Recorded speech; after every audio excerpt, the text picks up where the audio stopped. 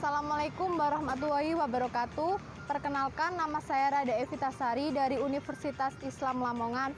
Teman-teman, hari ini saya sudah berada di halaman Masjid Agung Lamongan. Kalau teman-teman perhatikan, ada hal yang menarik di sebelah kanan dan kiri saya. Menurut legenda, situs bersejarah ini merupakan peninggalan dari Dewi Andansari dan Dewi Andanwangi. Mari teman-teman kita lihat wujud situs yang bersejarah ini.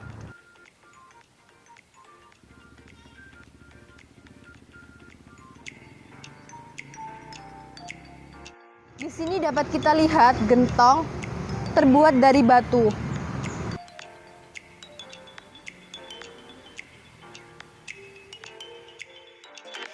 Selain gentong, di sini juga ada wujud prasasti yang berbentuk seperti batu nisan.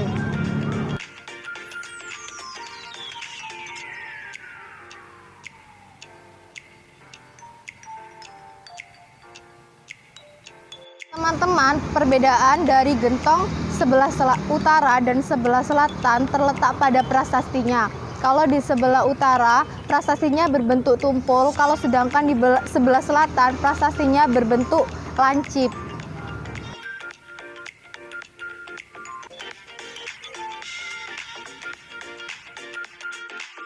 Konon cerita, gentong ini merupakan milik dari Dewi Andansari dan Dewi Andanwangi yang hendak melamar putra Bupati Lamongan yang bernama Raden Panji-Laras dan Raden Panji-Liris.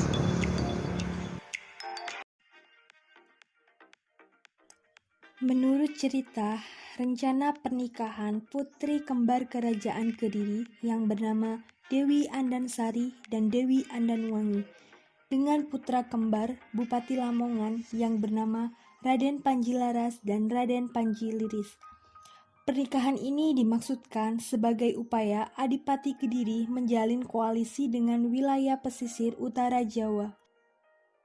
Niatan lamaran pernikahan ini ditanggapi bimbang oleh Bupati Lamongan sampai muncullah 3 syarat yang harus dipenuhi oleh putri kembar kerajaan Kediri. Ketiga syaratnya yaitu Dewi Andansari dan Dewi Andanwangi harus mau memeluk agama Islam. Syarat yang kedua yaitu pihak keluarga mempelai wanita yang harus datang melamar pihak mempelai pria.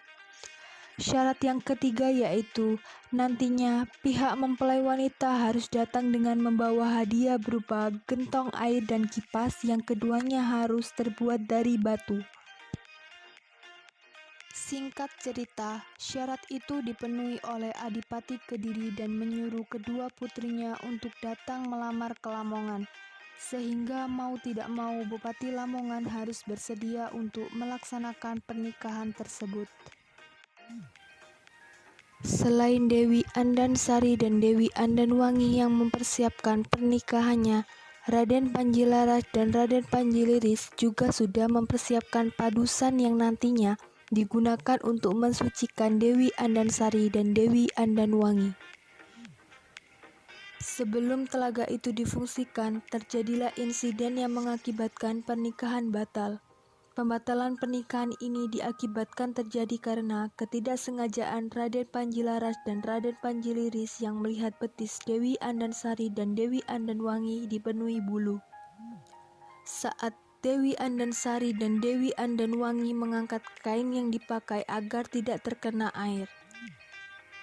Telaga ini disebut juga dengan Telaga Bandung yang sampai sekarang dijadikan tempat wisata dan taman kota di Kabupaten Lamongan.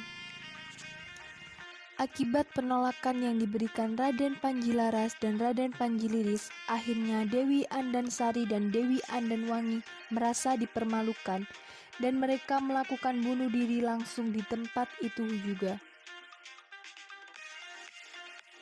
Bupati Kediri tidak terima dengan kematian putrinya. Akhirnya terjadilah perang bubut yang mengakibatkan pertumpahan darah dalam perang ini. Raden Panji-Laras dan Raden Panji-Liris ikut gugur bersama tokoh-tokoh lainnya seperti Balamong. Sebelum kematiannya, Balamong berpesan bahwa nanti anak cucunya jangan sampai menikah dengan orang Kediri. Kini kisah Raden Panji-Laras Liris dan Dewi Andansari Andanwangi diabadikan menjadi nama jalan di Kabupaten Lamongan.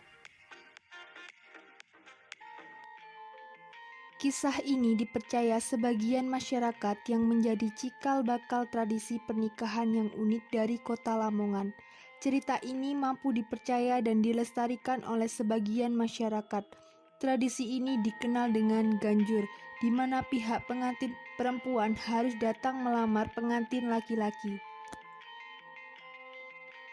Dari kisah ini juga muncul kepercayaan yang masih dipegang teguh oleh sebagian masyarakat Lamongan, di mana pamali jika menikah dengan orang Kediri. Seiring dengan perkembangan zaman dan kemajuan teknologi, kepercayaan ini juga mulai ditinggalkan oleh sebagian masyarakat Lamongan. Nah, inilah kisah dari Panji-Laras dan Panji-Liris yang merujuk pada tradisi seorang perempuan melamar laki-laki di Kabupaten Lamongan. Sekian dari saya. Apabila ada salah kata, saya mohon maaf yang sebesar-besarnya. Wassalamualaikum warahmatullahi wabarakatuh.